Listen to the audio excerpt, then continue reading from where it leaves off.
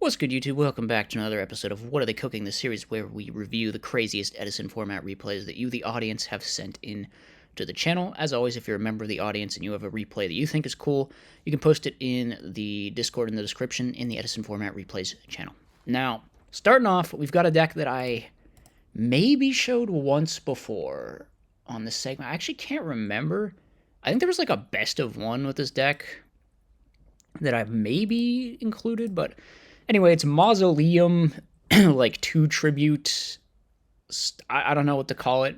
You play like these annoying stun monsters and stuff, and you just cheese them out with Mausoleum of the Emperor.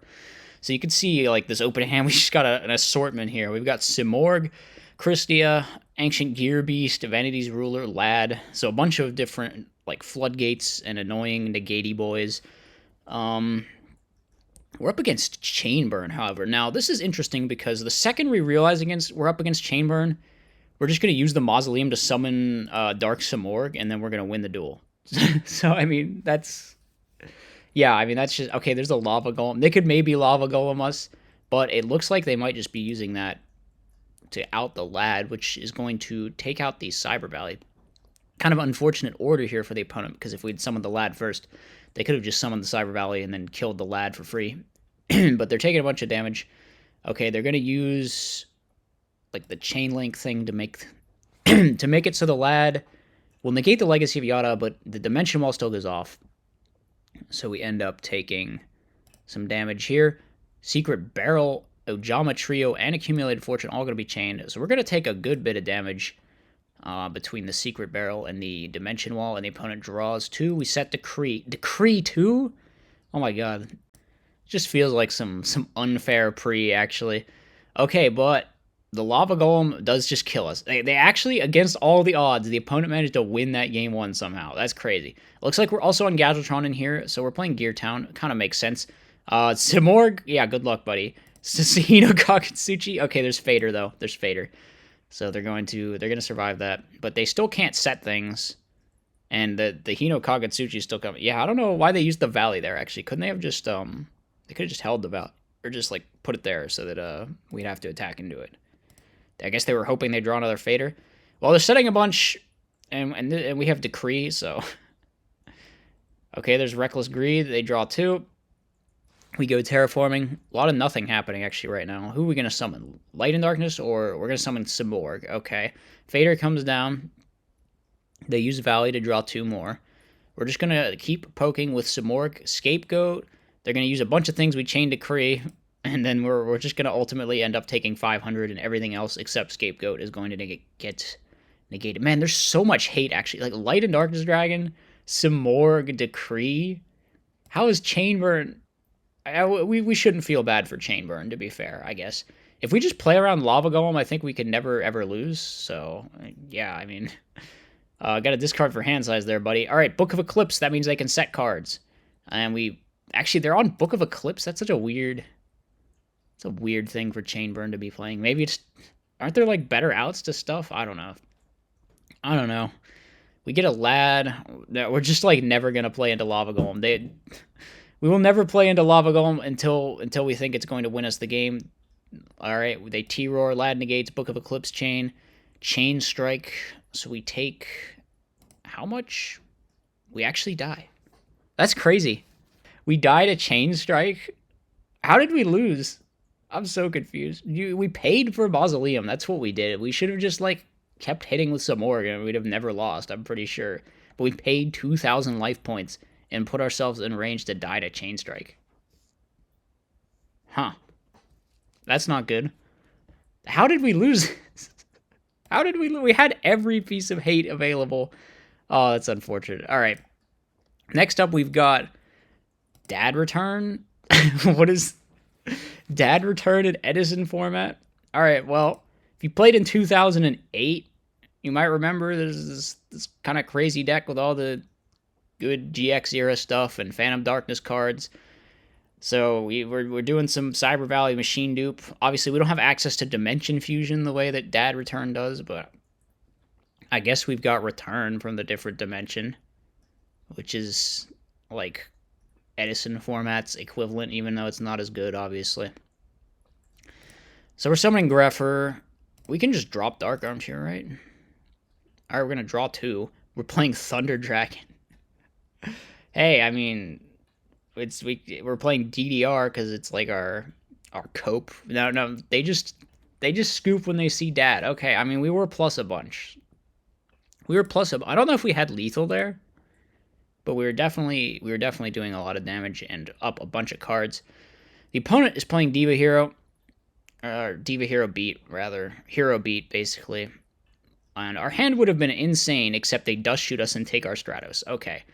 We upstart and we draw to Dad. We pretty much just got to go Cyber Valley Pass, which is going to be met with a Gemini Spark, followed up by a Miracle Fusion. So we're going to be taking a good bit of damage here. Definitely need to find a good top deck.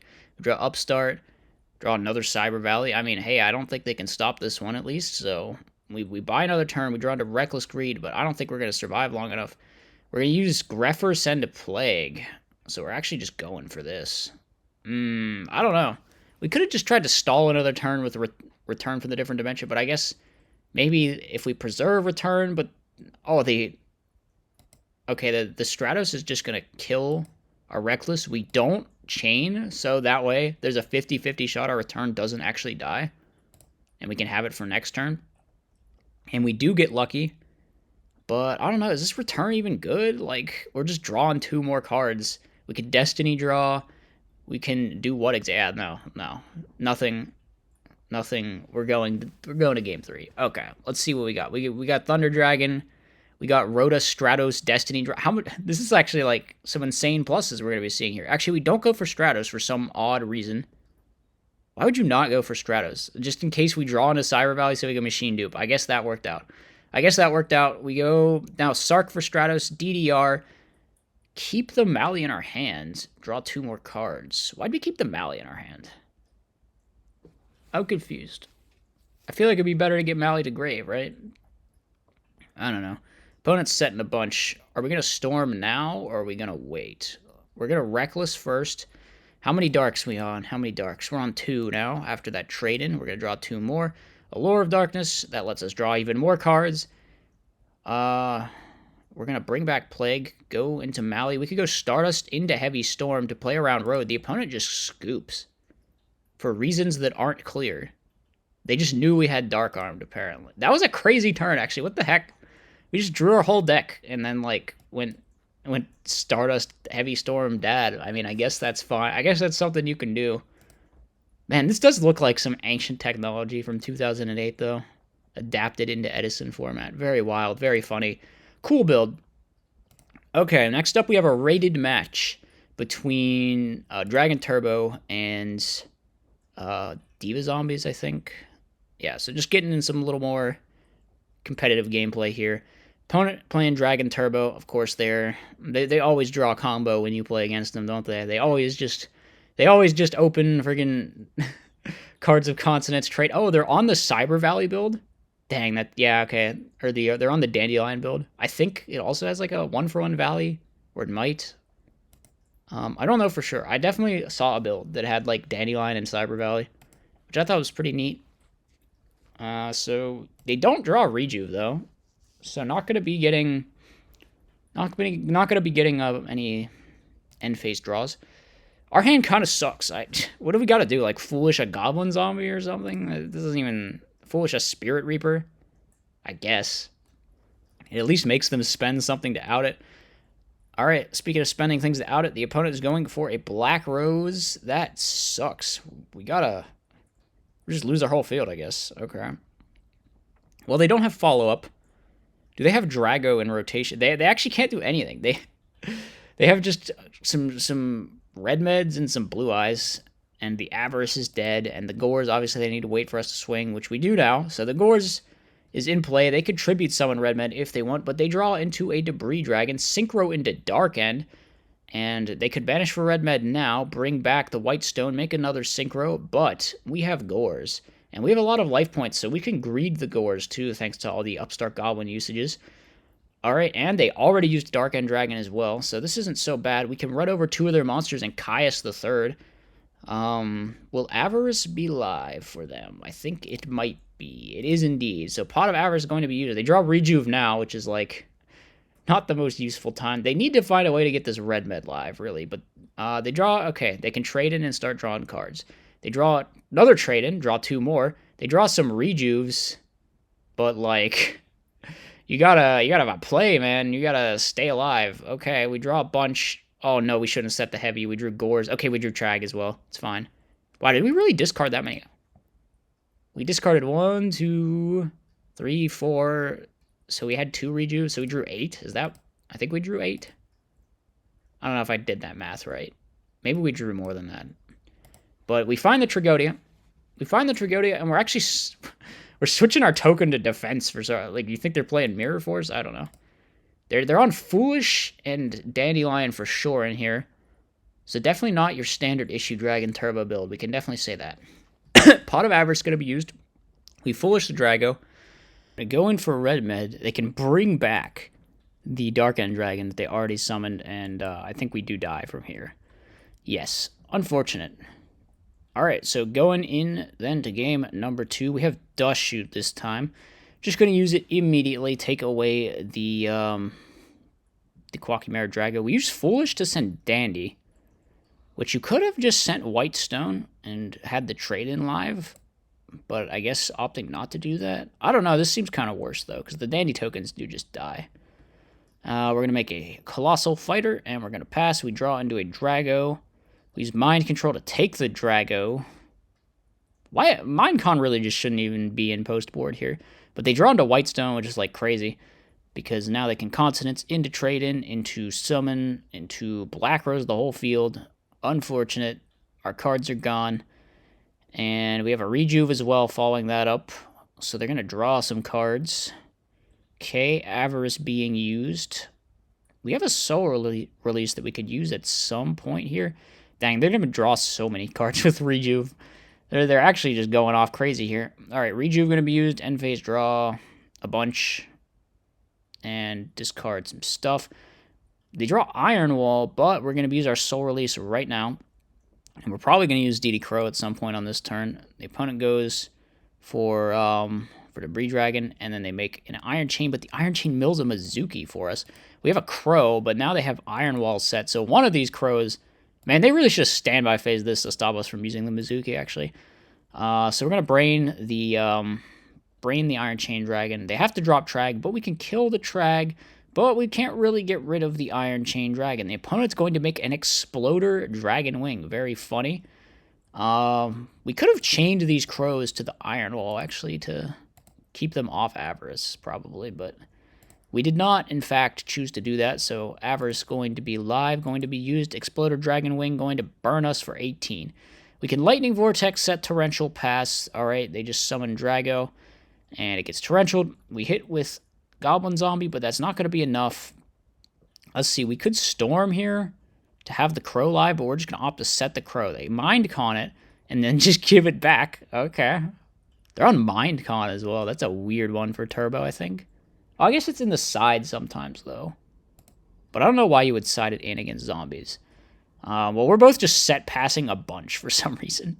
What do we do here? We summon Gale. Okay, we have the guy. We just start attacking. We just start attacking stuff. Main phase 2, make Armor Master, search Plague Spreader to our hand. Lightning Vortex going to be used, but now we have Starlight Road, bring out Stardust Dragon. They double tribute the Blue Eyes, attack over the Stardust Dragon. So I guess the Storm is live now if they want to use it, but we're just going to use ours. Chain Return from the different dimension.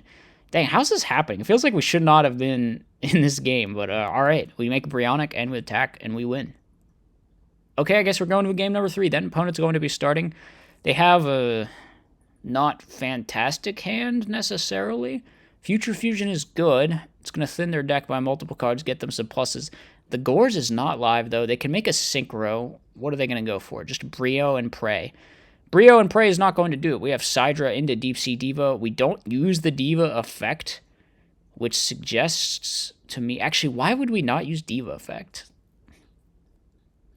That's a bit of a puzzle to me. I'm not sure. All right, we're going to Geki break the thing, stack for Plague, make a Colossal Fighter. Opponent's got a lot of cards, but none of them really do anything. It's just a bunch of Blue Eyes White Dragons. We could hit in, though, into their Gores, so they could Tribute Summon the Red Med, but that doesn't deal with Colossal Fighter. They will Tribute Summon Red Med, get back the Drago. Now, if they could hit over the Colossal, they could actually deal with it. Is it going to crash? It is. So now the Quackimera Drago are going to stop it from coming back. Opponent's going to use Trade-In, use another Trade-In, use a Rejuve, use a card destruction. So we're going to pitch this Vortex, find a Cyber Dragon. We can't use the Cyber Dragon, though, because there is an annoying Quackimera Drago on the field. The opponent's just going to Foolish a Dandy, poke us for 19, but we have a lot of life points. However, the opponent now has a lot of cards, and this is not going well. Wait, are they going to deck themselves out here? They're pretty close. They're pretty close. We summon the Goblin Zombie attack. Heavy Storm going to be used. Everything is gone. Tribute Summon. Red Med. Bring back. Activate Mind Control. This doesn't do it, though. This just doesn't do it, right? Huh? They lose. They deck out. Yeah, I don't know. they just lose. Weird ending. Okay. Final match. We have...